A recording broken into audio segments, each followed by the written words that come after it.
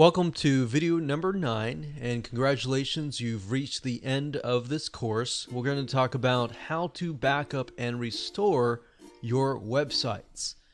Have you ever created a document and forgot to save it and you lose it? Think about that feeling. This is one of the worst feelings after you spent sometimes hours, sometimes days, sometimes weeks, or even months to create that document. Well, the same goes for your website. In fact, websites are even worse because sometimes you spend months, years, or even half a decade or more maintaining your website and building it up. So if you don't have a backup of your website on a frequent basis, then you are in trouble. Now, you could say, well, I'm just going to use the web host to back up my files. And that's fine, you can do it that route, but it's always good to keep a backup copy on your own computer, because there are many different scenarios, as I specified in the previous videos, that could potentially happen. And I'm not saying this will happen to you, but I'm saying that it's potentially could happen. Whereas you could have a web hosting company go bankrupt, which has actually happened to us in the past, and they go down and something happens, or something happens without your control. Or the web hosting company says, you're using too much bandwidth and we're locking your website, or locking it down until you pay more money or something. Or something happens in that realm. As long as you keep a backup on a consistent basis on your own computer, then you are safe. Now, another scenario of why you would want to do this is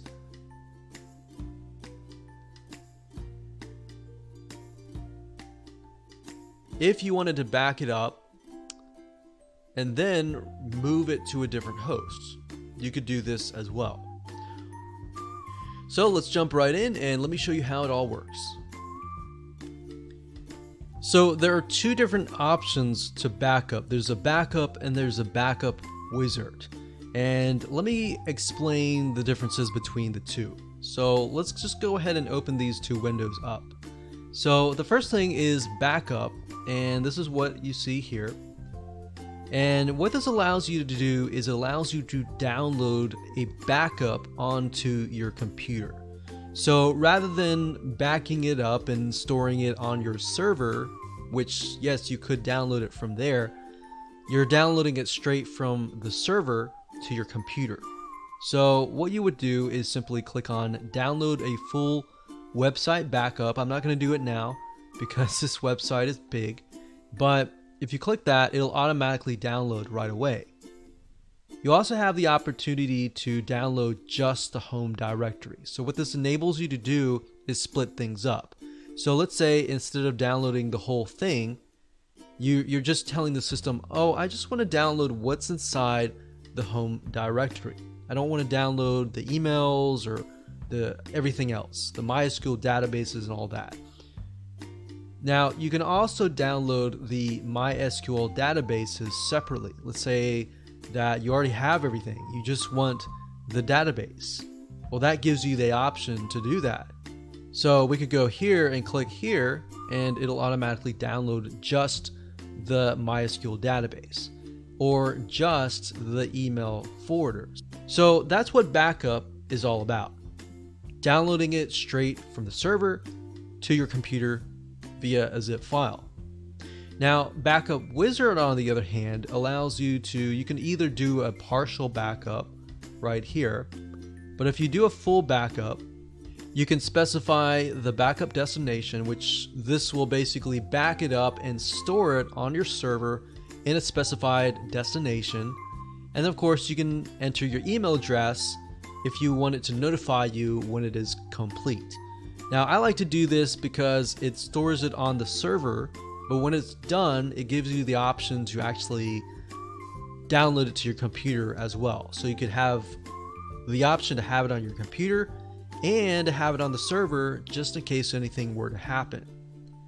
Now, in a different scenario where you would have maybe move to a different host, You can easily ask the other host to log into your cPanel and transfer your site to their server.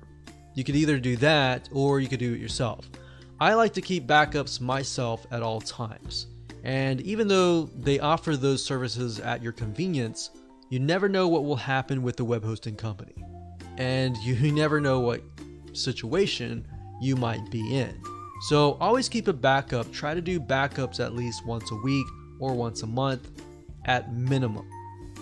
Now, if you do the backup wizard, you've backed everything up and it is sitting in your home directory and you want to restore it, you can either ask your web hosting company to do it for you, or you can do it yourself and do it really quick.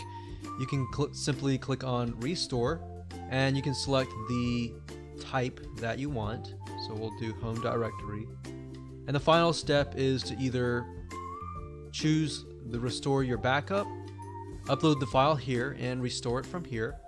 Or if it is sitting on your server, you can also ask your web hosting company and say, hey, I've got a backup sitting in the home directory, and if you would please restore it. And they can do that for you. That's typically better because a lot of times web hosting companies, they'll back it up once a week or whatever.